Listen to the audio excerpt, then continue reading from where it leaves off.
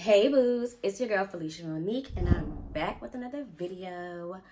If you're new here, make sure you hit that subscribe button and turn on those post notifications. I am a single mom and I make content devoted to other single moms. A lot of parenting content goes on here, but we also do a vlog and I also will be introducing some fashion content in the next year, which is probably this year because I'm recording this in 2024. So let's get into it. This video is all about why co-parents are absent. I feel like I get asked this question all the time. Like, why isn't your ex around, or my least favorite term, your baby daddy, around? And so I want to tell y'all, I'm not going to be specific about why mine aren't around because honestly, I don't know. But I'm going to tell y'all some of the reasons why I feel like co-parents aren't around or are not helping in the capacity that I think the child deserves, right? So let's kick it off. 1, he's angry, he's bitter, he's upset, and he feels like by not helping you, he is hurting you. And I think that this is like the number one reason why co-parents do not help. It's all about emotions. And I think parenting in itself is a very heavy task, right? We're already so emotionally involved. But I think men are actually more emotional than we are as women in certain things, especially when it's a territorial thing, right? Like, them having you as their possession was so important and so valuable, so much so that they allowed their seed to play and plant in your garden. Now that you have removed yourself from this situation for whatever reason that may be, the easiest way to hurt you is to hurt what you love, and that is your plant that grew from that seed. Stupidest thing ever. The next reason why your co-parent isn't around is similar to number 1, but they feel like you can do it by yourself. They feel like they look at you, they look at your lifestyle, they may look at where your family is from and how much money they have and, you know, how your lifestyle is and how you appear. And it's almost like, well, she'll be all right.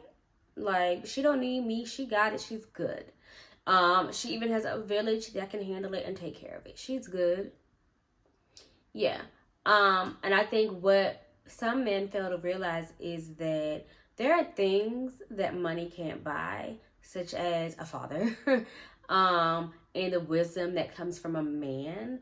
And I think that if they were to understand that, they would realize that no, maybe you can't afford to contribute as much as I can or as much as my family can, but the time that you bring into this situation and invest in your child is sometimes more valuable than money.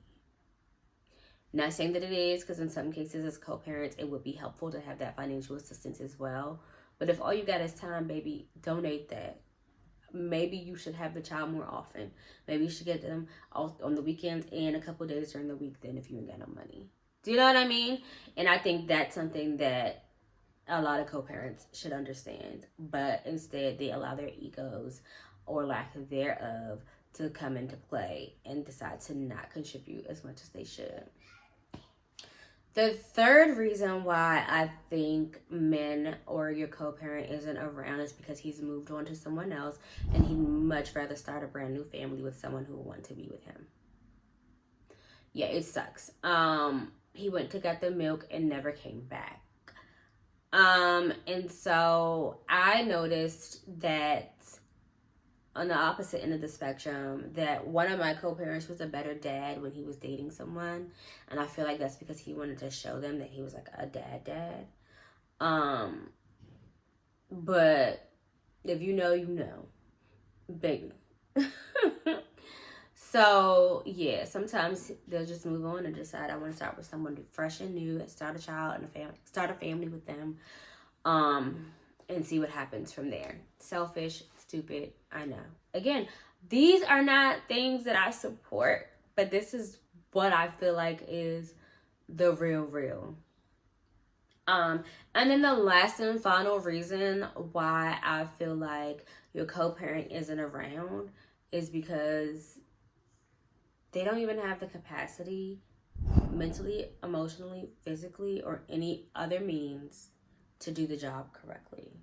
And so instead of doing it, they don't. You know, like there are always the guys who are out here throwing their seed around, find out the girl's pregnant, and decides to say, I don't want you to keep the child or whatever. And I feel two different ways about this, okay? One, I feel like if you were with someone and they told you that they did not want to have children and you decide to go forward and have a child, that ultimately they gave you the decision. Maybe you don't believe in termination or whatever, and you decided to move forward and have it, then I don't know, boo. But if you decide to have a kid with someone who seems like they're going to be there, wants to have the child with you, and then within a few years they dip out, I think there's some sort of insecurity.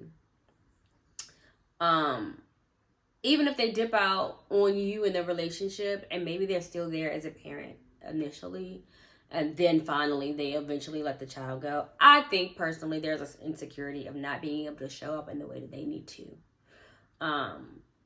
And so instead of showing up half-ass as they would think, they don't show up at all.